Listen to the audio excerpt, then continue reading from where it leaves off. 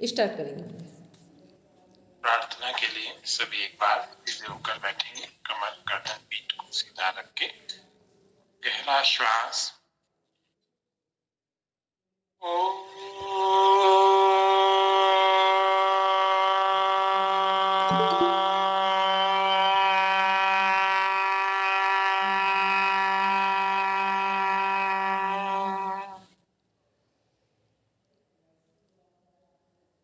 यो भूतं च भव्यं च सर्वं यश्चादितिष्ठति स्वर्यस्य च केवलम् तस्मै ज्येष्ठाय ब्रह्मणे नमः। यस्य भूमि प्रमान्तरिक्षम् उतोतरम् दिवं यश्चक्रे मूर्धानम् तस्मै ज्येष्ठाय ब्रह्मणे नमः। यो जागारतं ऋचः कामयन्ति यो जागारतं सामानयन्ति यो जागारतमयं सोम तवाहमस्मि सख्ये न्यूका। ॐ भूर्भुवस्वः तत्सवितुर्वरेण्यम् भर्गो देवस्य धीमहि धियो यो नः प्रचोदयात्। ॐ स्वस्ति स्वस्ति स्वस्ति। हाथों के अंदर से धीरे धीरे अपने नेत्रों को खोलना।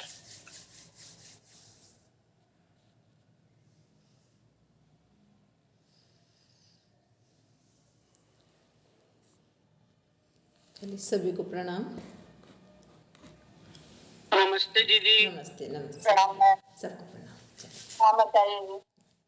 चलिए अब हम लोग आज पढ़ेंगे सेल। हम लोग ने पढ़ा था अभी तक, और अब पढ़ेंगे हम लोग टिश्यूज़ के बारे में।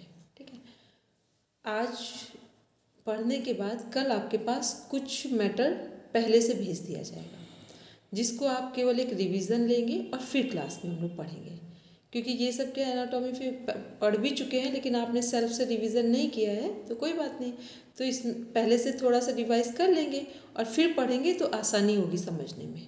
ठीक है, कितने लोग हैं जिनका सेल बिल्कुल कंप्लीट है? ऐसा लगता है कि कुछ भी सेल से मतलब जितना हमने पढ़ा है बहुत उसमें भी डेप्थ तो कहीं तक हो सकती है, लेकिन कि जितना हमने पढ़ाया और आपने पढ़ा है एक कॉन्सेप्ट को क्लियर करके, वो लोग कितने हैं लोग हैं जो पूरे मैटर को लिख सकते हैं और समझा सकते हैं डायग्राम के साथ सेल के बारे में। वो हैंड रेस कर दो बस। एक सीमा मैम का आया, मोनिका मैम का।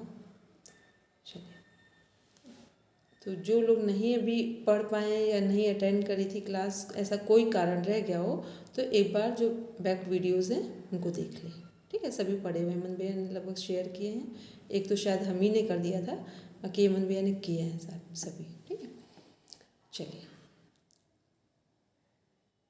एक तो सबसे पहले हम लोग फॉर्मेशन देख रहे हैं, जो डिवीज़न में सेल, टिश्यू, ऑर्गन, फिर ऑर्गन सिस्टम भी सिंगल लिखे हुए हैं। ठीक है, वैसे क्या होगा? Cells, tissues, organ, 11 systems.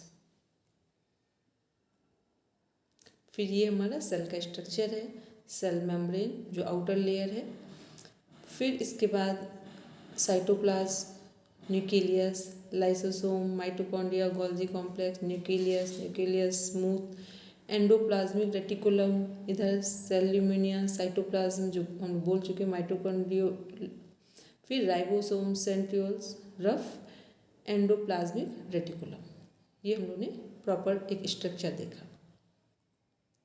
फिर हमने इनके कार्य पढ़े थे सेल के: पाचन और ऊर्जा उत्पादन करना, वृद्धि और विकास, प्रजनन और वंशानुगति, संचार और संकेत प्रेषण, मतलब कम्युनिकेशन की बात हो रही है, रक्षा और प्रतिरक्षा, पोषक तत्वों का अवशोषण और वितरण, कचरे का निपटान, हार्मोन का स्राव, गति और गतिशीलता, ज्ञान और स्मृति, ये सब एक इस कोशिका के अंदर होता है। सभी को पता है, हम लोगों ने जैसे हमारी बॉडी में ब्रेन है वैसे सेल का भी ब्रेन है, ठीक है। सारी जितनी जो कुछ भी हमारे अंदर है एज ए ह्यूमन बीइंग, वो सब कुछ एक सेल के अंदर भी है।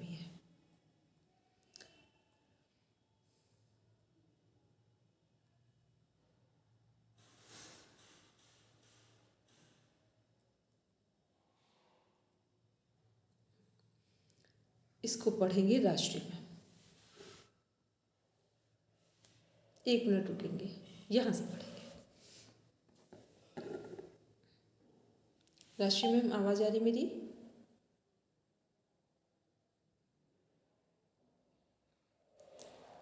नहीं पहुंची? हाँ जी आ रही है। पढ़ेंगे। हाँ, ये पढ़ना। अच्छा, मैं कहीं पढ़ेंगे। हाँ, केंद्रक न्यूक्लियस, लाल रक्त कोशिकाओं को छोड़कर शरीर की समस्त कोशिकाओं के मध्य भाग में एक गोलाकार रचना होती है जिसे केंद्रक न्यूक्लियस कहते हैं। कंकालीय पेशी, स्केलेटल मसल्स एवं कुछ अन्य कोशिकाओं में एक से अधिक केंद्रक होते हैं। केंद्रक कोशिका का सबसे बड़ा अंगक होता है। केंद्रक के भीतर विद्यमान द्रव्य को न्यूक्लियोप्लाज्मा या केंद्रक द्रव्य कहते हैं, जो प्रोटोप्लाज्म का ही भाग होता है। केंद्रक के भीतर केंद्रक द्रव्य में सूत्रवत रचनाएं पाई जाती है, जिन्हें गुणसूत्र क्रोमोसोम्स कहते हैं। डीएनए और हिस्टोन्स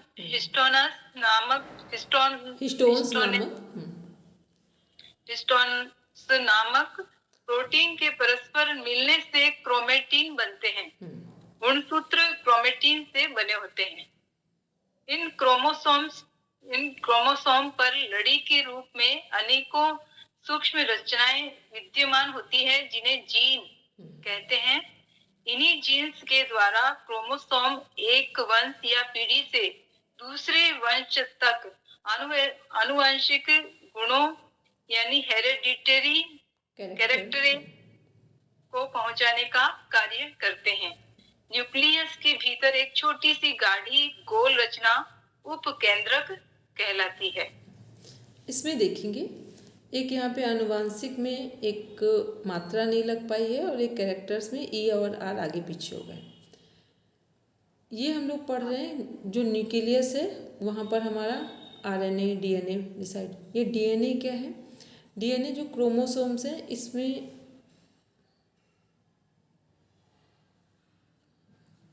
लिख लेंगे, इसमें अपना अगर याद है लगभग, क्योंकि लास्ट हम लोग पढ़ चुके हैं। क्रोमोसोम्स जो हैं पेयर में कितने होते हैं? 46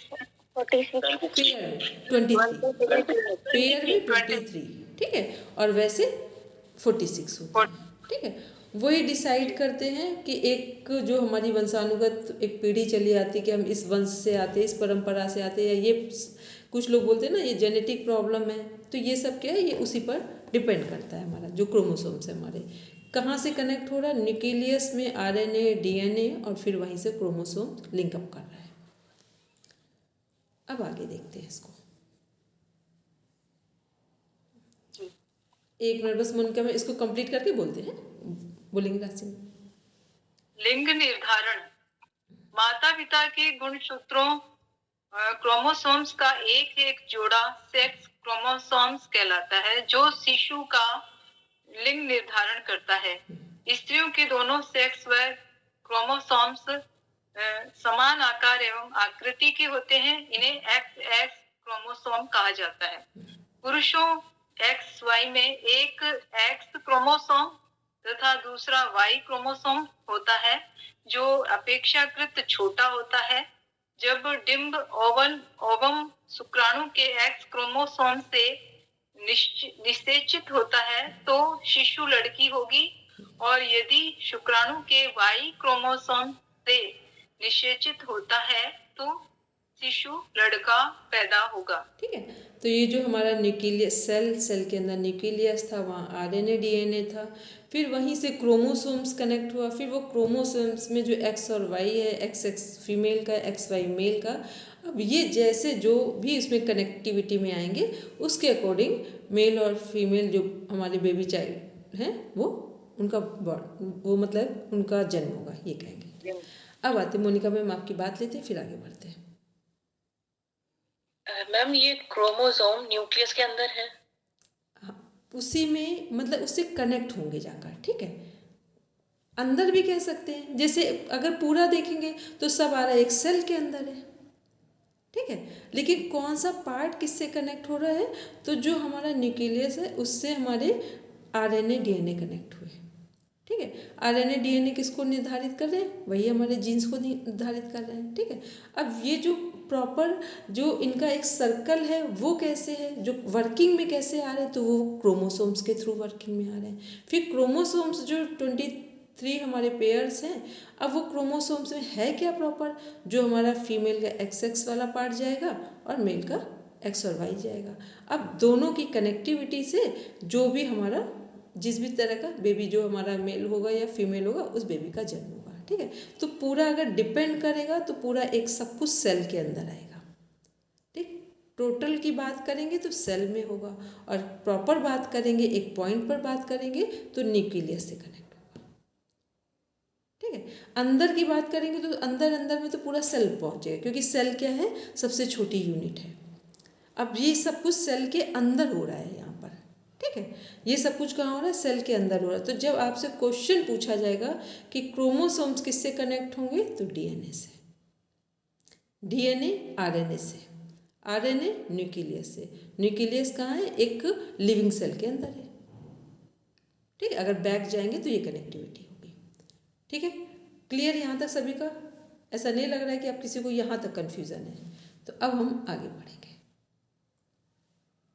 ये डॉक्टर साहब ये आरएनए का थोड़ा सा राइबोन्यूक्लिक एसिड। ठीक है, ये सब क्या है, ये सब हमारे किससे बने हैं, सब हमारे प्रोटीन से बने हुए हैं। ठीक है, सभी चीज़ें किससे बनी हुई हैं, प्रोटीन से। ये ध्यान रखें, जब भी शरीर में या एक सेल में कोई भी डेवलपमेंट होगा, विकास होगा, तो उसका आउटर जो सपोर्ट है वो किससे जाएगा, प्रोटीन से जाएगा हमेशा। ठीक है, बोलेंगे सिमोन? दीदी इनको न्यूक्लिक एसिड भी तो कहते हैं ना, डीएनए और आरएनए को? वो भी कह सकते हैं, राइबोन्यूक्लिक आर लगा हुआ है इसलिए कह सकते हैं, आर को हटाओ न्यूक्लिक एसिड हो गया। हाँ, वही तो दो मतलब क्रोमेटिन नेटवर्क है उसके अंदर क्रोमेटिन नेटवर्क, उसमें क्रोमेटिन्स हैं और क्रोमेटिन्स क्रोमोसोम से बने। वो तो वही हो गया, जैसे न्यूक्लियस हो गया, वो नहीं हो गया, ब्रोंकाई हो गया, ब्रोंक्यूल्स हो गया उसके अंदर। ठीक है, वो उसी के अंदर का पार्ट। तो बस ध्यान में क्या क्या रखना है, अगर हम लोग बैक वापस हो रहे हैं तो क्रोमोसोम्स, ठीक, पेयर में, फिर डीएनए, फिर आरएनए और फिर न्यूक्लिक एसिड। ठीक, और वो किसके अंदर है, पूरी सेल का जो एक केंद्र है जिसको हार्ट कह सकते हैं, कि अगर सेल के अंदर से हार्ट को हटा दे, हमारी बॉडी में से हार्ट बीट करना बंद कर दे तो हम डेड हो जाएंगे। वैसे ही सेल का जो न्यूक्लियस है वो एज अ हार्ट काम कर रहा है, वो बंद होगा तो सेल की डेथ हो जाएगी। तो जितनी सेल की डेथ हो रही है इसका मतलब उनका न्यूक्लियस ने काम करना बंद कर दिया है, और अगर जीवन मिल रहा है तो वही जो उनका आरएनए डीएनए क्रोमोसोम चल रहा है उसी में उनको जीवन मिल रहा है। अब आज हम लोग देखेंगे टिश्यूज वाला पार्ट, और फिर कल से हम लोग फास्ट पढ़ेंगे, क्योंकि बेस आपका बस यहीं इसके ये बेस क्लियर हो गया। फिर अब थोड़ा स्टडी को हम लोग आराम से लेंगे और थोड़ा फास्ट भी लेंगे, दोनों मोड में लेंगे। ठीक, टिश्यूज हैं क्या हमारे, इसको पढ़ेंगे मोनिका मैम।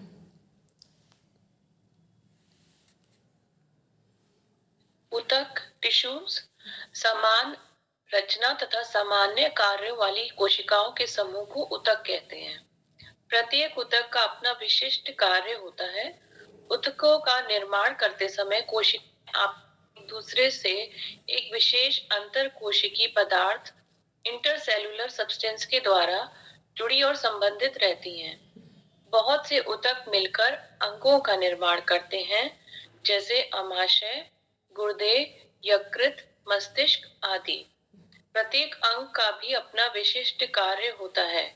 विभिन्न अंग परस्पर मिलकर किसी संस्थान का निर्माण करते हैं जो किसी विशेष कार्य को करता है।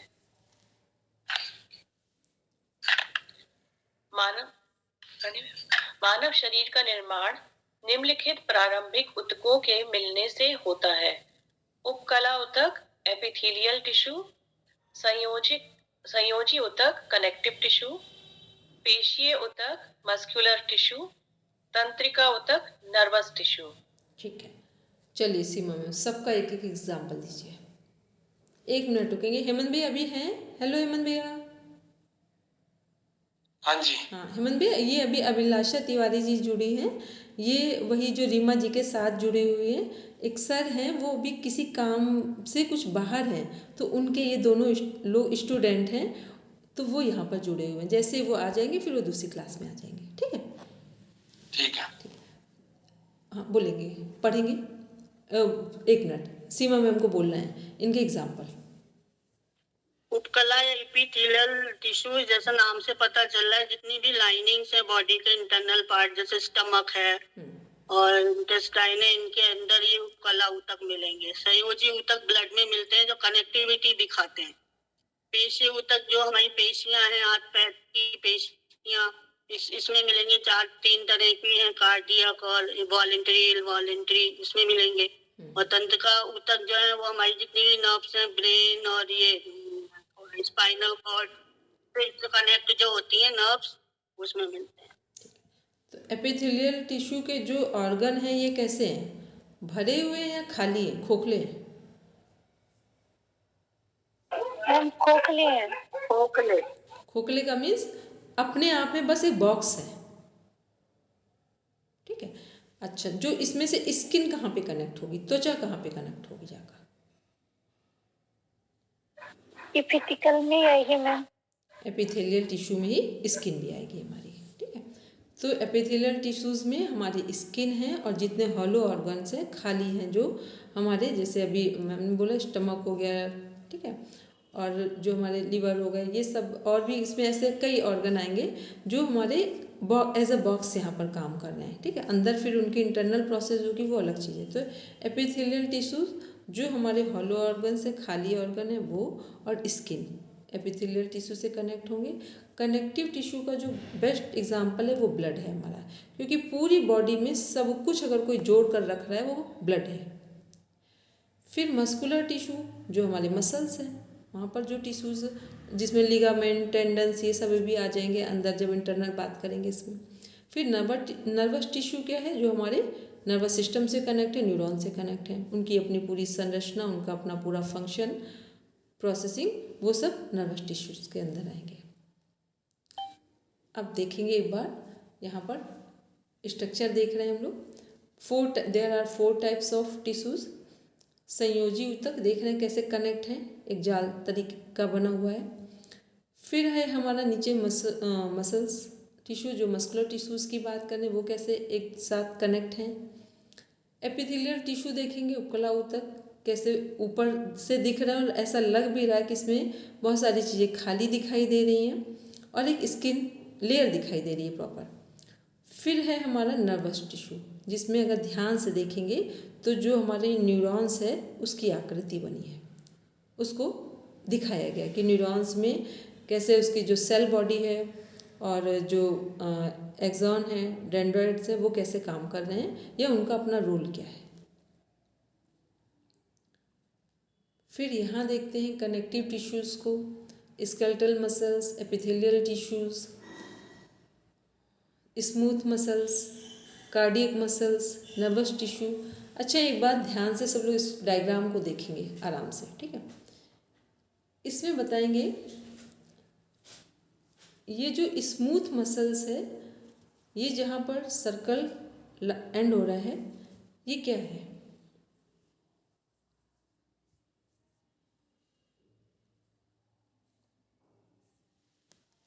इंटेस्टाइन। कौन सी इंटेस्टाइन, स्मॉल या लार्ज? लार्ज है मैम। Small intestine. सबकी इंटेस्टाइन है कि नहीं है ये बताओ? है, स्मॉल है, ठीक है। जो छोटी आंत है हमारी वो क्या है, लंबाई में बड़ी है, और बड़ी आंत चौड़ाई में, विड्थ में बड़ी है। ठीक है, छोटी आंत की लेंथ बड़ी है और जो बड़ी आंत है वो बाहर कवर करती है, छोटी आंत अंदर के पार्ट को कवर करती है। ठीक है, तो ये कहाँ पर एंडिंग पॉइंट है इसका, छोटी आंत पर है, स्मॉल इंटेस्टाइन पे। ठीक है, अच्छा, जो इसमें इसके ऊपर बड़ी आंत है, फिर बड़ी आंत के जो दोनों साइड कुछ ऑर्गन बने हुए हैं, ये ऑर्गन के नाम क्या क्या है, बोलेंगे Reema ji? Liver and stomach. Liver and stomach, very good. ठीक है, चलिए, तो ये क्लियर समझ में आ रहा है कि कनेक्टिव टिश्यूज़ में ब्लड आ रहा है हमारा। ठीक है, और एपिथेलियल टिश्यूज़ में हॉलो ऑर्गन्स है हमारे, स्किन है। मस्कुलर टिश्यूज़ में जो हमारे मसल्स से कनेक्ट हो रहे हैं। फिर नर्वस टिश्यू न्यूरॉन से कनेक्टेड है, नर्वस सिस्टम से। अब देखते हैं, एक बार इसको पढ़ते हैं, थोड़ा फास्ट पढ़ेंगे मोनिका मैम। उपकला उतक। उपकला उतक विभिन्न आकार की कोशिकाओं से बनने वाला वह उतक है जो शरीर की सतह जैसे त्वचा तथा खोखले अंगों, अमाशय, गर्भाशय, गुहाओं, रक्त वाहिनियों आदि की भीतर सतह को आच्छादित कवर किए रहते हैं। समस्त उपकला कोशिकाएं परस्पर सटी होती हैं तथा इन्हें जोड़ने का काम म्यूकोप्रोटीन नाम के पदार्थ के द्वारा होता है। प्रायः इस प्रकार के उत्तकों में एक आधार कला, बेसमेंट मेम्ब्रेन होती है जिस पर कोशिकाएं अवस्थित रहती हैं। ये उत्कला रक्षा, प्रोटेक्शन, अवशोषण, एब्जॉर्प्शन, स्राव, सिक्रीशन एवं उत्सर्जन, एक्सक्रीशन का कार्य करते हैं। ठीक है, मतलब सभी काम हो रहे हैं। हम लोग ने पढ़ा भी था कि जो हमारी बॉडी वर्क कर रही है वही हमारी एक सेल वर्क कर रही है। तो अब टिश्यूज़ की बात करें तो टिश्यूज़ क्या है, एक जैसे जो सेल का स्ट्रक्चर है, फंक्शन है, वो सब सेल क्या कर रहे हैं, वही टिश्यूज़ बने हुए हैं। तो टिश्यूज़ में भी वही सब कुछ हो रहा है जो हमारी बॉडी के अंदर हो रहा है। पढ़ेंगे। संयोजी उतक। इन उत्तकों का विशिष्ट कार्य संयोजन करना, अंगों को आच्छादित कवर करना तथा उन्हें यथास्थान रखना है। ये शरीर को एक ढांचा प्रदान करते हैं। इनमें कोशिकाएं उपकला कोशिकाओं की तरह बहुत अधिक सटी हुई नहीं होती हैं, बल्कि एक दूसरे से काफी अलग अलग रहती हैं। संयोजी उतक निम्न प्रकार के होते हैं। पहला है अवकाशी उतक। ये प्राय उन उत्तकों को जोड़ने और सहारा देने का कार्य करता है। अन्य उत्तकों को जोड़ने और सहारा देने का कार्य करता है। ये पेशियों, रक्त वाहिनियों एवं तंत्रिकाओं आदि को परस्पर बांधे रहता है। बांधने का मीन समझ पाए, जो हमारा ब्लड है वो पूरी बॉडी में जो भी एनर्जी मिल रही है, चाहे वो हम बाहर से ले रहे हो, भोजन के फॉर्म में ले रहे हो, वो एनर्जी काम कैसे कर रही है, ब्लड में ऑक्सीजन के साथ। ठीक है, जो भी हम भोजन ग्रहण करते हैं उसका जो एसेंस मिलता है, वो एसेंस कहाँ मिंगल्ड होगा, जाकर कहाँ मिलेगा, ब्लड में। ठीक है, अब लेकिन ब्लड में मिलने के बाद जो भी हमारे जो हमने भोजन लिया है, पानी लिया, जो भी एनर्जेटिक प्रोडक्ट लिए हैं, उसका जो एसेंस है वो ब्लड में मिलेगा। लेकिन ब्लड में मिलने पर पूरी बॉडी को अब एनर्जी कैसे मिलेगी, तो ब्लड को पूरी बॉडी में एनर्जी के लिए क्या चाहिए, पहले तो एनर्जी ब्लड में पहुंच गई हमारी। ठीक है, जो एसेंस था हमारे भोजन पानी का और एनर्जी प्रोडक्ट थे। अब ब्लड को भी प्रॉपर किसकी ज़रूरत है, ऑक्सीजन की ज़रूरत है। जब ब्लड में प्रॉपर ऑक्सीजन इनटेक करते हैं तब ब्लड क्या करेगा, पूरी तरीके से बॉडी में वर्क करेगा। और दूसरा, इसी ब्लड में ऑक्सीजन जब पहुंच रहा है तभी हमारे जो ग्लैंड्स हैं उनसे निकलने वाले हार्मोन्स अपने टारगेट एरियाज में कार्य करेंगे। ठीक है, क्योंकि जब तक हार्मोन्स काम नहीं करेंगे तब तक भी हमें एनर्जी नहीं मिलेगी। तो क्या क्या 3 चीज़ें चाहिए जब हम स्वस्थ रहेंगे, तो हमारे स्वास्थ्य के लिए 3 चीज़ें। पहली, जो हमने सही भोजन लिया है उसका एसेंस ब्लड में जाएगा एनर्जी के फॉर्म में।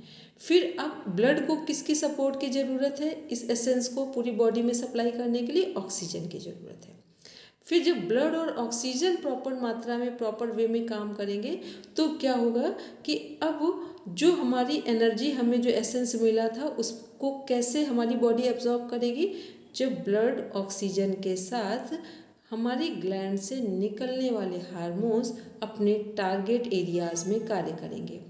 पेनक्रियास से इंसुलिन निकलने का काम, थाइमस से थाइमोसिन निकलने का काम, एड्रिनल ग्लैंड से एड्रिनलिन हार्मोन निकल रहा है। दूसरा हमारे गोनैड ग्लैंड से मेल के टेस्टिस्टेरोन हार्मोन टेस्टिस से निकल रहे हैं। फीमेल का क्या निकल रहा है, एस्ट्रोजन और प्रोजेस्टेरोन उनके ओवरीज से निकल रहे हैं। ठीक है, तो सभी हार्मोन्स का पिट्यूटरी से हमारे ग्रोथ हार्मोन निकल रहे हैं, थायराइड से थायरोक्सिन हार्मोन, पैराथायराइड से पैराथ हार्मोन, पिनियल से मेलाटोनिन, हाइपोथैलेमस से कौन सा हार्मोन निकल रहा है हमारा, हाइपोथैलेमस से कौन सा हार्मोन निकलेगा, कॉरिकोट्रोपिन। ठीक है, तो ये सब क्या है, ये सभी तब निकलेंगे जब हमारे भोजन पानी सबकी एनर्जी ब्लड में एसेंस फॉर्म में, ब्लड के साथ प्रॉपर ऑक्सीजन चाहिए, ऑक्सीजन और ब्लड जब एक साथ मिलेंगे तब हमारे ग्लैंड से निकलने वाले हार्मोन्स टारगेट एरियाज में कार्य करेंगे। ये हम इतने बार बोल चुके हैं कि अब कोई कंफ्यूज नहीं होंगे कि कैसे हार्मोन्स काम करते हैं। नहीं तो पता है क्या कंफ्यूज होते हैं, यही नहीं समझ में आता है कि भोजन किया था तो वो उसका क्या हुआ, फिर ब्लड कैसे काम कर रहा है। फिर उसमें भी एक बहुत जेन्युइन क्वेश्चन आता है कि अब हमने जो ब्लड हार्ट है वो क्या कर रहा है, ब्लड की सप्लाई कर रहा है, ऑक्सीजनेटेड ब्लड की, और जब वो सप्लाई कर रहा है तो एक क्वेश्चन बहुत सारे लोगों का है, अभी भी यहाँ पर एक कुछ लोगों के माइंड में नहीं आया हो तो अभी उसको हम ट्रिगर दे रहे हैं कि जब हम श्वास जितनी देर में लेते हैं उतनी देर में ब्लड जो हार्ट है वो ब्लड की सप्लाई कर देता है पूरी बॉडी में, ऑक्सीजनेटेड ब्लड की, और जैसे ही हम श्वास छोड़ते हैं तो क्या होता है, जो डीऑक्सीजनेटेड जो हमारा टॉक्सिन्स वाला जो ब्लड है उसको श्वास के माध्यम से कार्बन डाइऑक्साइड गैस को बाहर कर दिया जाता है।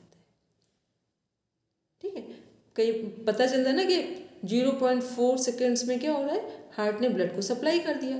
तो ये इतना फास्ट हुआ कैसे, ये सब कुछ जो हमने श्वास लिया था उसी के साथ, और जो ब्लड इम्प्यूरिफाइड ब्लड हार्ट के थ्रू कहाँ आता है, लंग्स में आता है।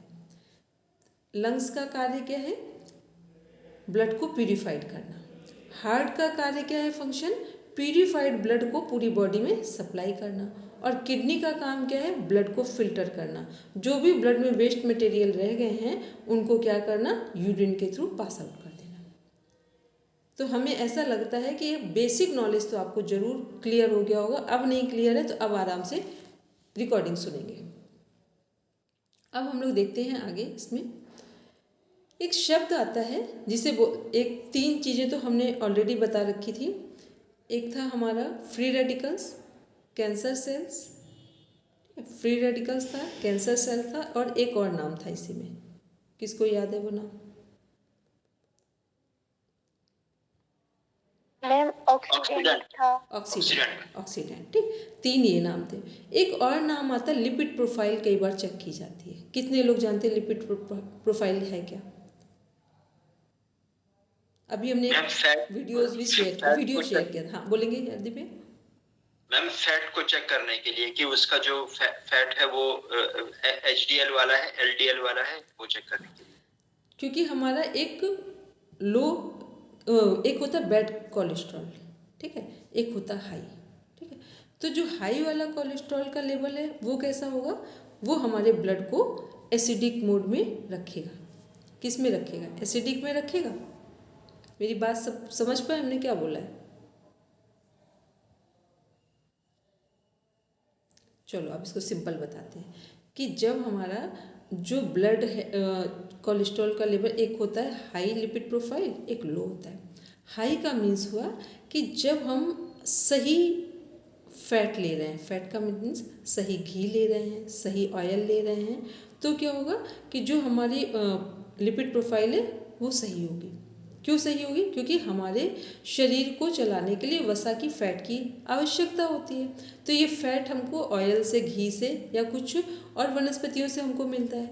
तो जो हमने ये लिया है, जो कोलेस्ट्रॉल अच्छा वाला लिया है, या हमने जो हाई लिपिड प्रोफाइल जो होना थे, लो HDL और हाई होता है। तो ये क्या है, जो हाई वाला है ये अच्छी क्वालिटी का फैट है, लो वाला है ये बैड कोलेस्ट्रॉल बनाएगा। क्यों बनाएगा कि जब हम रिफाइंड ऑयल अधिक यूज़ करेंगे तो हमारा लो वाला बन जाएगा, मतलब जो कोलेस्ट्रॉल का लेवल है वो बैड में आ जाएगा, गलत हो जाएगा। और जब हम हाई अच्छी क्वालिटी का फैट ले रहे हैं तो वही कोलेस्ट्रॉल हमारा अच्छा होगा। तो जो कोलेस्ट्रॉल का लेवल अच्छा होगा वो लिपिड प्रोफाइल्स आपकी अच्छी होंगी। जब बैड कोलेस्ट्रॉल बनेगा गलत आपके फैट लेने से, ऑयल घी लेने से, तो वो क्या करेगा, फिर आपकी लिपिड प्रोफाइल है उसको पुअर कर देगा। और ये बैड और जो गुड की बात कर रहे हैं कोलेस्ट्रॉल, ये है क्या, सही फैट लेंगे तो क्या होगा कि जो ब्लड है वो क्षारीय रहेगा। क्षारीय का मतलब आराम से निकल जाएगा, पतला रहेगा ब्लड, तो आर्टरीज वेन से आराम से निकल जाएगा। और जब ब्लड गाढ़ा हो जाएगा, गाढ़ा क्यों होगा, जब हमने जो ऑयल और घी यूज़ किया है वो अच्छी क्वालिटी के नहीं यूज़ किए हैं, तब क्या होगा कि ये ब्लड गाढ़ा हो जाएगा। ब्लड गाढ़ा हो जाएगा तो यही क्या है, बैड कोलेस्ट्रॉल है, ठीक है।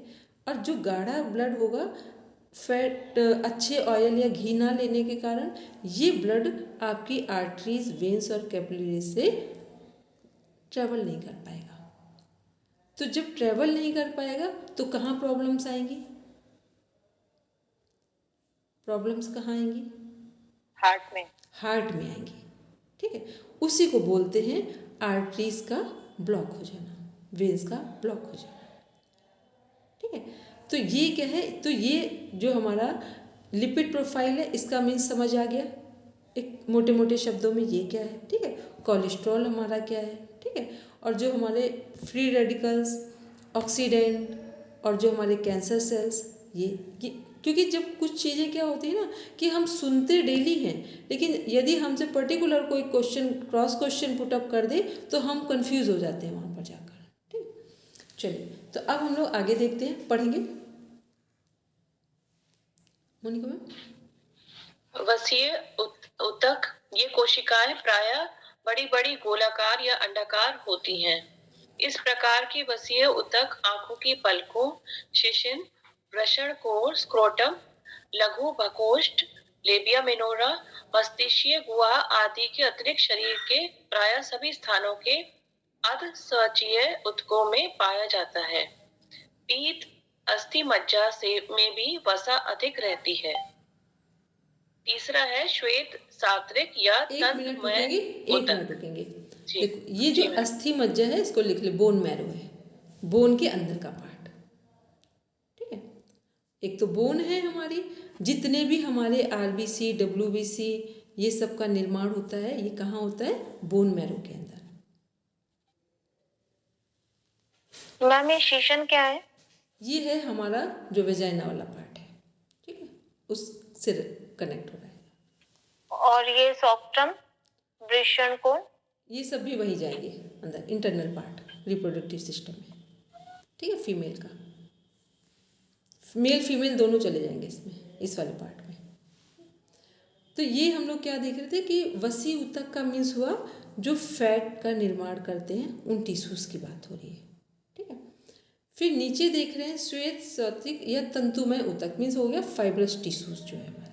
तो जो हमारे फाइब्रस टिश्यूज हैं वो क्या काम करेंगे, उनको नीचे देखते हैं। उसमें इस प्रकार के ऊतक चमकदार श्वेत तंतुओं से निर्मित होते हैं। इन ऊतकों की रासायनिक रचना में मुख्य रूप से कोलेजन नामक प्रोटीन होता है। ये कोलेजन नामक प्रोटीन किससे संबंधित है,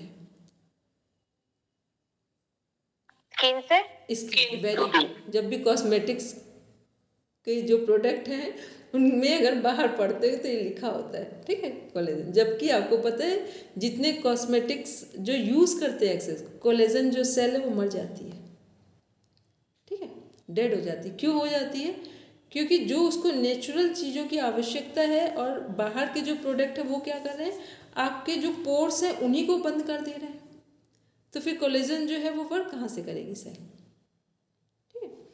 तो ये उसी की बात कर रहे हैं। फिर है इसमें इस प्रकार के ऊतक कंडराओं, टेंडन्स, स्नायु, लिगामेंट, संधि, संपूर्ण आर्टिकुल, कैप्सूल, अंगों के तंतुमय आवरणों तथा कुछ कलाओं मेम्ब्रेन्स में पाए जाते हैं। चलिए अब आते हैं कुछ कॉमन बात करते हैं। लिगामेंट्स और टेंडन के, हार्दिक भैया बस एक एक लाइन में बताइए। मैम लेगामेंट्स जो हड्डी से हड्डी को जोड़ता है और टेंडन्स जो हड्डी को मसल से जोड़ता है। लिगामेंट क्या है? बोन टू बोन कनेक्ट कर रहा है, ठीक। एक हड्डी से दूसरी हड्डी किससे जुड़ेगी? लिगामेंट से। टेंडन क्या है? बोन से और मसल से कनेक्ट हो रहा है। ये क्वेश्चन पूछे जाते हैं आपके सभी के लिए एनाटॉमी फिजियोलॉजी में है। फिर इसके बाद इसमें से देखते हैं हम लोगों को जो पढ़ना है उनको देखिए।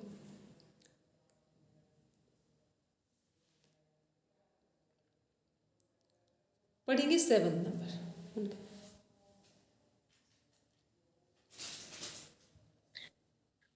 उपस्थित ऊतक कार्टिलेज टिश्यू। ऊतक कार्टिलेज टिश्यू। उपास्थि कार्टिलेज ऊतक अन्य संयोजी ऊतकी से अधिक दृढ़ परंतु अस्थि के अपेक्षा कमजोर होता है। अपेक्षा कमजोर होता है।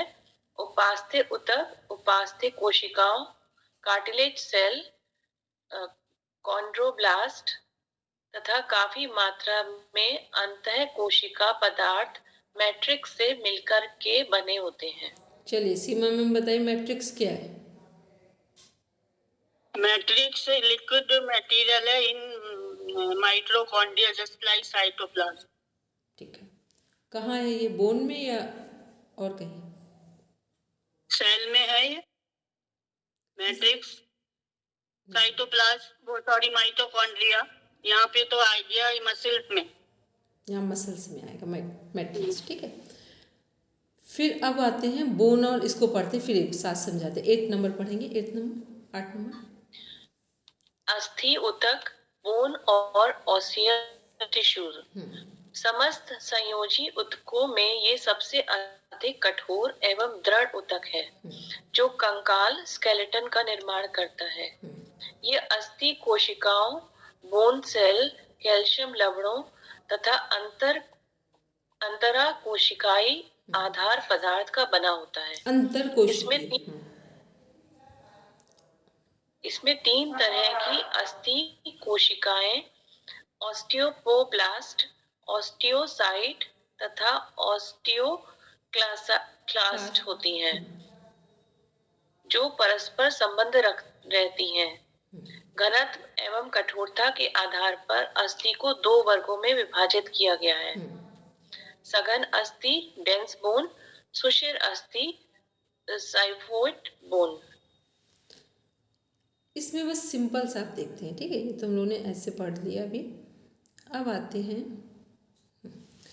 हमने टिश्यूज़ कितने टाइप्स में पढ़े थे? 4 टाइप्स ऑफ टिश्यूज़। सबसे पहला था एपिथेलियल टिश्यूज़, कनेक्टिव टिश्यूज़, फिर मसल टिश्यूज़ जिसमें स्केलेटन भी कनेक्ट हो जाता है, और फिर नर्वस टिश्यूज़ की बात की थी, ठीक।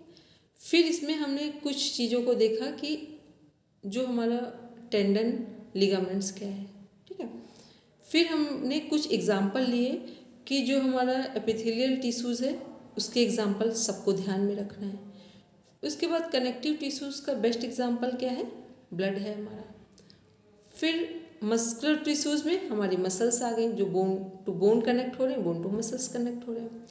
इसके बाद नर्वस टिश्यूज़ में अभी हम लोग न्यूरॉन्स पढ़ेंगे, ठीक। आप लोगों का एक छोटा सा काम है कि जो ये वाला पार्ट है जितना समझ में आए तो आप उसको देख लेना, ठीक है। कुछ लोग को हिंदी कंफर्ट जोन में है तो वो हिंदी में देख लेंगे, लेकिन एक छोटा काम सभी को करना है। वो ये करना है, सेल पढ़ा है या टिश्यूज़ पढ़ा है या कुछ भी आगे पढ़ेंगे, उनके नोट्स के सामने एक एग्जाम्पल के साथ उन्हें समझा देंगे।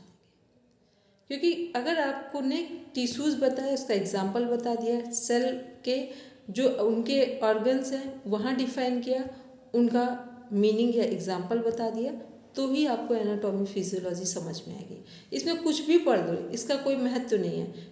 एक केवल हमें वर्क पता होना चाहिए कि जो पढ़ रहे हैं उस पर्टिकुलर ऑर्गन का वर्क क्या है और वो किस सिस्टम से कनेक्ट हो रहा है।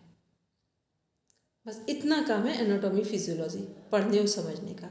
बाकी आप डेप्थ में जितना जाए वो अलग बात है, लेकिन बेसिक कॉन्सेप्ट यही है। और दूसरी चीज़ जो हम लोग बात कर रहे थे, जो हमारी बोन्स हैं जितना भी हमारे आरबीसी डब्ल्यूबीसी की बात की जाती है प्लेटलेट्स की, ये सब का निर्माण कहाँ हो रहा है? आरबीसी डब्ल्यूबीसी तो बिल्कुल बेसिक कॉन्सेप्ट में को ध्यान रखना है, वो सब बोन मैरो में हो रहा है।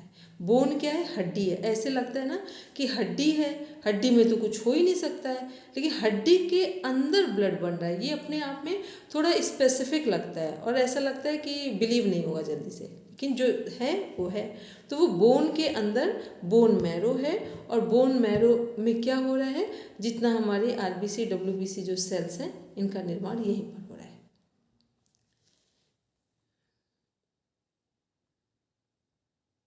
अब आते हैं, देखते हैं हम लोग थर्ड नंबर, पेशी ऊतक, जो मस्कुलर टिश्यूज की बात कर रहे थे, इसको देखेंगे।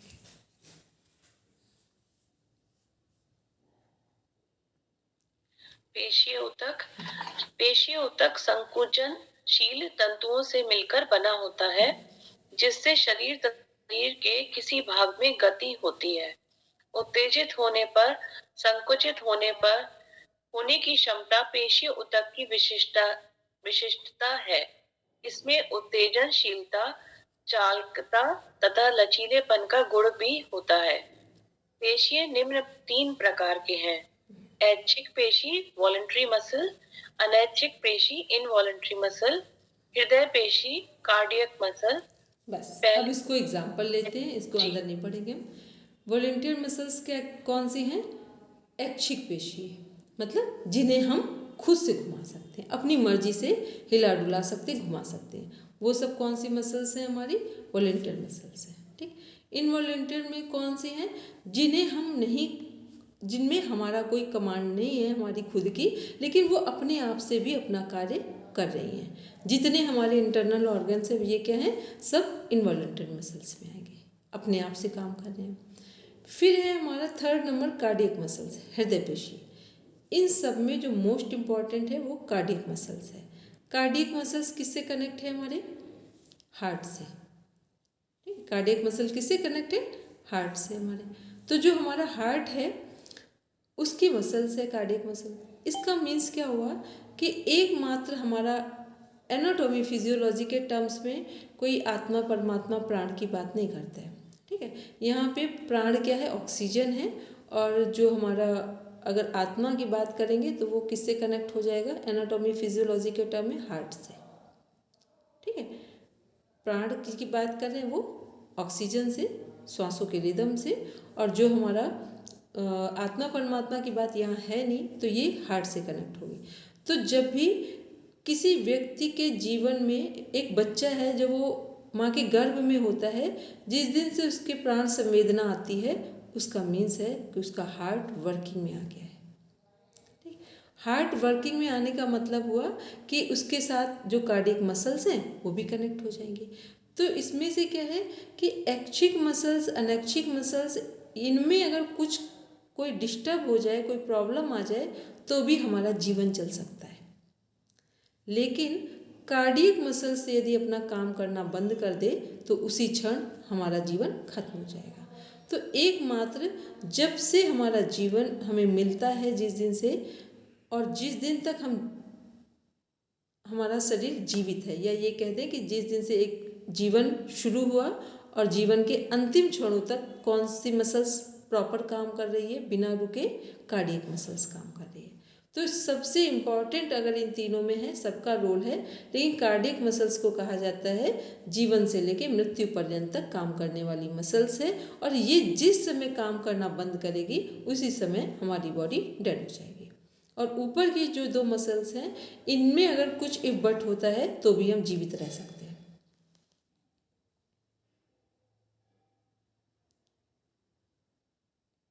पढ़ेंगे इसको। हृदय पेशी कार्डियक मसल्स। इस वर्ग की पेशियां केवल हृदय की भित्तियों में ही पाई जाती हैं। इनमें ऐच्छिक पेशियों की तरह पट्टियां होती हैं, परंतु इनकी लिया अनैच्छिक होती है। इनकी क्रिया अनैच्छिक होती है। ऊपर भित्तियों में आधा ताने लगा था। ठीक जी, ये मृत्यु पर्यंत बिना विश्राम किए संकुचित एवं शिथिल होती रहती है। हृदय पेशी का रंग लाल होता है इसके तंतु छोटे तथा बेलनाकार होते हैं। ठीक है। संकुचित मीन्स होता है कॉन्ट्रैक्ट करना, सिकुड़ना। ठीक है। शिथिल मीन्स होता है एक्सपेंड करना, किसी चीज का अपनी जगह पर नॉर्मल हो जाना। तो ये हमने अभी पढ़ा जो हमारी 3 मसल्स थी। किसके अंदर ये तीनों मसल्स हम लोग पढ़ रहे थे? Voluntary muscles, involuntary muscles, cardiac muscles, muscular tissues में। ठीक है। अब देखते हैं हम लोग लास्ट तंत्रिका तंत्र, नर्वस टिश्यूज की बात करते हैं, पढ़ेंगे। तंत्रिका ऊतक का कार्य विशेष रूप से शरीर बाहर एवं अंदर से संवेदनाओं को ग्रहण करना है। उत्तेजित होने पर यह ऊतक अन्य ऊतकों तक आवेगों को शीघ्रता से ले जाता है। तंत्रिका ऊतक तंत्रिका कोशिका, नर्व सेल तथा उनके परिवर्धित तंतुओं, नर्व फाइबर से मिलकर बनते हैं। इन दोनों के अतिरिक्त तंत्रिका कोशिकाओं को सहारा देने के लिए कुछ तंत्रिका बंध नामक संयोजी ऊतक भी होते हैं। एक तंत्रिका कोशिका अपने समस्त परिवर्धित तंतुओं सहित न्यूरॉन कहलाती है। न्यूरॉन ही तंत्रिका तंत्र की कार्यात्मक एवं रचनात्मक इकाई होती है। न्यूरॉन के मुख्यतः 2 भाग होते हैं: कोशिका काय सेल बॉडी, प्रवर्ध प्रोसेसेस, इसमें अक्षतंतु एक्सॉन और पार्श्वतंतु डेंड्राइट्स हैं। अब बस इसको देखते हैं एक बार इसको। ठीक है। ये है कोशिका, क्या है जिसका नाम न्यूरॉन है। कहाँ की ये कोशिका है neuron? Brain, nervous system, nervous system की। ठीक है। ये कहाँ की कोशिका है? सेल है नर्वस सिस्टम की। सबसे छोटी है या बड़ी है? सबसे लंबी, बड़ी। सबसे बड़ी कोशिका कहा जाता है किसको? न्यूरॉन को। ठीक है। जो नर्वस सिस्टम में है। अब जो मैम ये एक सिंगल सेल है? नहीं, सिंगल सेल है नहीं, इसमें ट्रिलियंस में सेल। अच्छा, ये टिश्यू है। हाँ, समझ। ठीक है। नहीं, ये जो सेल ही है नर्वस सिस्टम की सेल को सिंगल करके दिखाया है कि अब इसके हम फंक्शन बताएंगे कैसे काम कर रही है। तो जो सेल का स्ट्रक्चर हमने देखा था पहले गोलाकार में, वो पूरा एक सेल का हमने देखा था, जो ओवरऑल एक सेल है जहाँ से टिश्यूज बॉडी निर्माण होगी, वो थी। अब ये सेल कहाँ की दिखाई है? ये भी वैसे ही है, इसमें भी सारी चीज़ें सेम होंगी, लेकिन इसका जो आकार है वो डिफरेंट है न्यूरॉन का। ठीक है। एक देखो, पहले हम लोग ने क्या देखा कि जो हमारी पूरी बॉडी है उसकी एक सेल है, फिर एक सेल का ग्रुप टिश्यूज को बना रहा है, फिर टिश्यूज किसको बना रहे हैं, फिर टिश्यूज ने निर्माण किया ऑर्गन्स, एक ऑर्गन का, फिर कई ऑर्गन्स ने एक सिस्टम, फिर 11 सिस्टम ने बॉडी को बना दिया। ठीक है। अब क्या है कि हमने बहुत अलग अलग सबकी नहीं, जो हमारे टिश्यूज हैं, जो ऑर्गन डिफरेंट होगा तो इसका मतलब उसकी टिश्यू डिफरेंट होंगे, टिश्यू डिफरेंट है तो इसका मतलब उसकी सेल डिफरेंट है। तभी तो कहा था एक जैसे कार्य करने वाली, तो इसका मतलब अलग अलग सबके अपना एरिया है। ठीक है। तो यहाँ हम लोग बात करें न्यूरॉन्स की, तो न्यूरॉन्स क्या है? ये हमारे नर्वस सिस्टम की सेल है। ठीक है। तो जो हमारे नर्वस सिस्टम की सेल है, अब जब नर्वस सिस्टम की बात करेंगे तो हमें बिल्कुल माइंड क्लियर होना चाहिए कि इसमें क्या क्या कनेक्ट है। बेसिक पार्ट ब्रेन और स्पाइन, क्या कनेक्ट है? ब्रेन। अगर नर्वस सिस्टम का है तो अपने मन से हमें ऑटोमेटिक पता होना चाहिए, अंडरस्टूड हो हम लोग कि ब्रेन और स्पाइन दोनों कनेक्ट है, तभी नर्वस सिस्टम होगा। ठीक है। पहली चीज, एक मिनट रिमन जी करेंगे, माइक म्यूट करेंगे, बोलेंगे मन में कुछ कह रहे क्या? देखो, सभी विद्यार्थी एक बात का सभी ध्यान रखेंगे, जब भी कोई व्यक्ति एक बोल रहा हो तो दूसरे को म्यूट रखना चाहिए, क्योंकि फिर लाइव कक्षा में ना तो औरों को सुनाई देगा और फिर ना ही रिकॉर्डिंग में अच्छे से आएगा ना। तो इसीलिए इस बात का सभी लोग ध्यान रखेंगे। जैसे प्रश्न पूछ लिया, फिर म्यूट कर दिया, फिर सुन लिया, फिर वापस प्रश्न है, फिर अनम्यूट करके पूछ लिया, ऐसे करेंगे तो ठीक रहेगा। क्योंकि अभी जैसे डॉक्टर साहब बोल रहे थे ना, तो फिर वो इनका रीमा जी का जैसे माइक ऑन था ना, तो फिर इनके आसपास की बैकग्राउंड म्यूजिक जो आ रही थी ना, तो उससे फिर दूसरी चीजें नहीं सुनाई दे पा रही थी ना। इसीलिए सभी लोग ही इसी बात का ध्यान रखेंगे। और केवल हमारी कक्षा में नहीं, सभी ऑनलाइन जितने भी कक्षाएं आप लोग अटेंड करते हैं, चाहे वो स्टूडेंट के रूप में करते हैं, चाहे वो टीचर के रूप में करते हैं, तो ये इसका सुविधा रहती सभी को ना, इसलिए ठीक है। अब ये हम लोग देख रहे हैं न्यूरॉन को केवल जो हमारे नर्वस सिस्टम की सेल है, इसमें किस क्या क्या ध्यान रखने वाली बात है। एक सेल बॉडी है हमारी, जिसको सोमा भी बोलते हैं, जो पूरा एक प्रॉपर प्लेस दिख रहा है। जो हमारा एक सर्कल बना हुआ है, वहाँ पर एक डॉट लगी हुई है, ठीक है, वो है सेल बॉडी। फिर इसमें डेंड्राइट्स हैं और एक्सॉन्स हैं। डेंड्राइट्स का कार्य क्या है? ये मैसेज लेने का काम करता है, और एक्सॉन क्या करते हैं? मैसेज भेजने का काम कर रहे हैं। तो ये जो एक्सॉन यदि मैसेज भेज रहा है, डेंड्राइट मैसेज ले रहा है, तो ये मैसेज क्या है? फिर पूरे एक न्यूरॉन, दूसरे न्यूरॉन, मतलब ये सब कुछ होता है विद इन सेकेंड्स में। लेकिन जो सिस्टम है वो क्या है कि एक्सॉन से मैसेज जा रहा है और डेंड्राइट्स मैसेज ले रहे हैं। अब ये यदि हम लोग बात करें कि मैसेज भेजने का काम, रिले करने का काम कौन कर रहा है, ट्रांसमिट करने का काम कौन कर रहा है, तो इसको समझ लें कि जब भी जो हमारे 5 सेंस ऑर्गन्स है, ठीक है, 5 हमारे सेंस ऑर्गन, इनके माध्यम से हम कोई भी मैसेज बाहर से लेते हैं। वो मैसेज लेकर किसके पास वो मैसेज जाएगा कलेक्ट होकर? स्पाइन के थ्रू जाएगा, ठीक है। स्पाइन क्या है? तो ये जब मैसेज जा रहा है तो क्या है? सेंसरी नर्व्स है। सेंसरी नर्व्स का मीन्स, क्योंकि हमने हमारे जो 5 सेंस ऑर्गन्स है, या तो हमने स्किन का मैसेज है, या तो आइज का है, या तो स्मेल का है, या टेस्ट का है, या लिसनिंग का है। मैसेज तो इन्हीं में से होगा, क्योंकि 5 सेंस ऑर्गन्स है। तो जो भी मैसेज होगा वो किसके थ्रू जाएगा? स्पाइन के थ्रू जाएगा, सेंसरी नर्व्स के थ्रू जाएगा। तो ये काम में सपोर्ट कौन कर रहा है? एक्सॉन कर रहा है। ये काम में सपोर्ट कौन कर रहा है? एक्सॉन कर रहा है, क्योंकि मैसेज भेज रहा है। उस मैसेज को कंज्यूम कौन कर रहे हैं? डेंड्राइट्स कर रहे हैं, ठीक। अब जो मैसेज कंज्यूम किया डेंड्राइट्स ने, तो अब क्या होगा? फिर जो भी समझा है, ये सब हो कहाँ रहा है? ब्रेन में हो रहा है सारा काम, ठीक। तो ब्रेन क्या करता है कि जो मैसेज हमारे 5 सेंस ऑर्गन का मैसेज स्पाइन के थ्रू, सेंसरी नर्व्स के थ्रू ब्रेन को गया, जो एक्सॉन से डेंड्राइट में पहुंचा ब्रेन में। ब्रेन क्या करेगा? डिसाइड करेगा विद इन सेकेंड्स कि जो मैसेज आया है, मान लो कि अभी ये मेरा हाथ है और यहाँ पर कोई इतनी गर्म चीज़ पड़ गई है जो कि हमारी स्किन को जला देगा, तो क्या होता है कि हम विद इन सेकेंड्स हाथ को हटाते हैं, उंगलियों को। तो ये सब हुआ कैसे है? देखने में लग रहा है कि बस एक आग की चिंगारी भी हाथ में पड़ी और हमने उंगलियों को हटा लिया। तो हुआ ये सब कैसे है कि पहले स्किन का जो सेंस ऑर्गन है जो हमारा, उसने मैसेज दिया स्पाइन को, स्पाइन के सेंसरी नर्व्स के थ्रू मैसेज ब्रेन को गया, जो एक्सॉन से डेंड्राइट को पहुंच गया।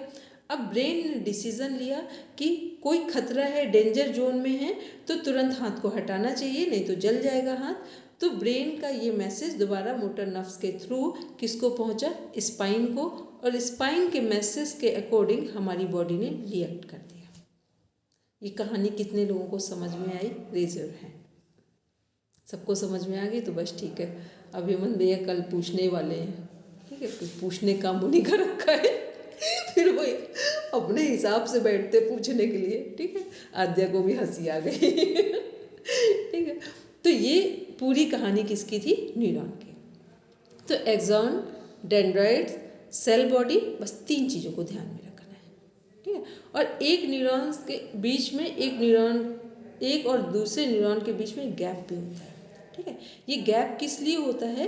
ताकि कोई मैसेज आसानी से एक के बाद दूसरे को, एक साथ सब एक कनेक्ट हो जाएंगे तो मैसेज जाएगा नहीं। जब चेन सिस्टम में कोई मैसेज सेंड किया जाता है, उसी के रिस्पॉन्ड को हम प्रॉपर ग्रैस्प कर पाते हैं, समझ पाते हैं, ठीक है। तो हमको समझ में आ रहा है कि इतनी बात समझ में आ गई है कि ये हमारा क्या था। और इसमें बहुत डीप में नहीं, जब 2-3 चीज़ें थी वो हमने आपको बता दी।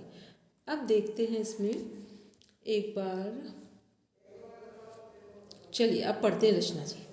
सीमा मैम आप कुछ पूछ रहे हैं तो विद इन सेकेंड्स में पूछेंगे, नहीं तो हम इसको कंप्लीट कर दें आज, ठीक है। कर दीदी आप कंप्लीट कर लीजिए, फिर पूछें। इसको एक बड़ा काम हो जाए, फिर उसके बाद आगे देखते हैं, पढ़ेंगे रचना।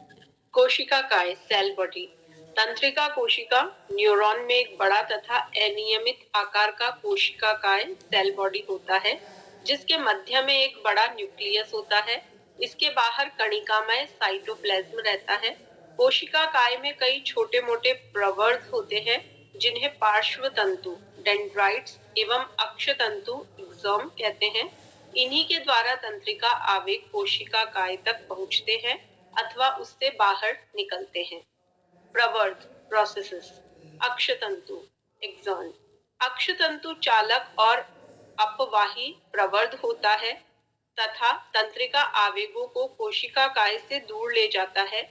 इसका उद्गम न्यूरॉन की कोशिका काय के विशेष स्थान एक्सम हाइलॉक से होता है तथा प्राय काफी लंबा तथा एकाकी होता है। अक्षतंतु के चारों ओर एक पतली झिल्ली होती है जिसे एक्सोलेगा कहते हैं। पार्श्वतंतु डेंड्राइट। पार्श्वतंतु संवेदनिक तथा अभिवाही प्रवर्ध होते हैं। इनमें निसल कणिका निसल्स ग्रेन्युल्स विद्यमान रहते हैं। इस प्रकार के तंतु बहुत छोटे होते हैं परंतु इनमें से बहुत सी शाखाएं फूटती है। तंत्रिका कोशिका न्यूरॉन में इनकी संख्या भिन्न भिन्न होती है।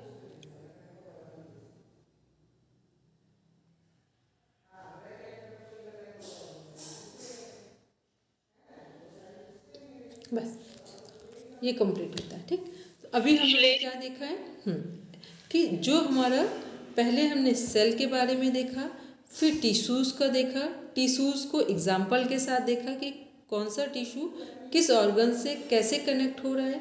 फिर हमने जो न्यूरॉन एक सेल है हमारा जो 11 सिस्टम में से जो हमारा नर्वस सिस्टम है उसकी सेल सबसे बड़ी है, उस सेल को देखा न्यूरॉन को। न्यूरॉन कैसे वर्किंग में आती है न्यूरॉन की सेल, उसमें सेल बॉडी एक्सॉन डेंड्राइट्स को देखा। और जो हमारा नर्वस सिस्टम, जब भी हम लोग बात करेंगे नर्व टिश्यूज़ की तो हमें अपने आप पता होना चाहिए कि नर्व टिश्यूज़ केवल हमारे नर्वस सिस्टम ब्रेन को कनेक्ट नहीं कर रहे। ब्रेन कब वर्किंग में होता है? जब स्पाइन मैसेज देती है। यदि ब्रेन वर्किंग में कब नहीं होगा? स्पाइन मैसेज नहीं, जब पैरालिसिस का अटैक होगा। जिस पार्ट में पैरालिसिस का अटैक होगा इट मीन्स वहाँ का मैसेज स्पाइन के थ्रू ब्रेन को जा ही नहीं रहा है। लोग बोलते हैं ना पैरालिसिस का अटैक क्या होता है? कुछ भी मूवमेंट नहीं हो रहा, इट मीन्स वो पार्ट ब्रेन से डिस्कनेक्ट है वहाँ पर। ठीक है, लेकिन योग में और होम्योपैथी मेडिसिन में इतनी संभावनाएं हैं कि दोबारा से पैरालिसिस के अटैक को नॉर्मल किया जा सकता है। ठीक है, ढेर सारे केसेस देखें। इसमें अनुलोम विलोम प्राणायाम बिल्कुल रामबाण एक औषधि नाड़ी शोधन प्राणायाम करता है, क्योंकि ये सब होता कब है? जब दोनों ब्रेन में से किसी की प्रोसेसिंग प्रॉपर वे में नहीं हो रही है, कोई साइड प्रॉपर वे में फंक्शन नहीं कर रहा है। तो अनुलोम विलोम प्राणायाम नाड़ी शोधन क्यों करते हैं? क्योंकि दोनों ब्रेन को एक्टिवेट कर देता है वो। तो दोबारा से जहाँ जो भी पार्ट आपका बॉडी का डिस्कनेक्ट हुआ है वो दोबारा से कनेक्ट हो जाएगा। और कुछ होम्योपैथी में मेडिसिन आती है। ठीक है, बोलेंगे मन भैया? दूसरे लिंक पर है, अगली क्लास है ना। हाँ ठीक है मन भैया। तो ये हम लोग ने आज बताया। अभी आज आपके पास ये तो रिकॉर्डिंग आएगी, अब कुछ मैटर आपको शेयर किया जाएगा। और 2 चीज़ें सब लोग ध्यान रखेंगे कि एक तो ये पढ़ना है, आज हमने लिया तो था लेकिन हमने इसको ऐड नहीं किया है इसमें। दूसरा, योग दर्शन जो बुक है उसमें एक कामाख्या सर का PDF आएगा, वो पढ़ेंगे प्रॉपर पहले 3 बार। उसके बाद योग दर्शन बुक को पढ़ना शुरू करेंगे। डेली 10 से 15 सूत्र बस हिंदी अर्थ के साथ पढ़ेंगे, ताकि जिस दिन विदिन 10 डेज में हम इसको कंप्लीट करेंगे। ठीक है, तो उसको आप रिवीजन में लेंगे, पहले भी पढ़ चुके हैं, तो फिर जब समझाएंगे तो वो 10 दिन में उसे भी कंप्लीट करेंगे। जैसे एनाटॉमी फिजियोलॉजी और योग दर्शन कंप्लीट होगी, फिर आपको लगेगा कि अब हम एक सही डायरेक्शन में सही समय पर आगे बढ़ रहे हैं। चलिए अब सब बैठेंगे शांति पाठ के लिए। हेमंत भैया शांति पाठ बोलेंगे? हेलो हेमंत भैया। ओम सर्वे भवन्तु सुखिनः, सर्वे सन्तु निरामया, सर्वे भद्राणि पश्यन्तु, मा कश्चित् दुःखभाग् भवेत्। ओम शांति शांति शांति, सर्वेभ्यो नमः। दोनों हाथों के अंदर से धीरे धीरे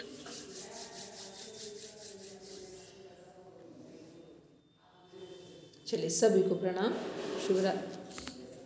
सभी को प्रणाम, शुभ रात्रि।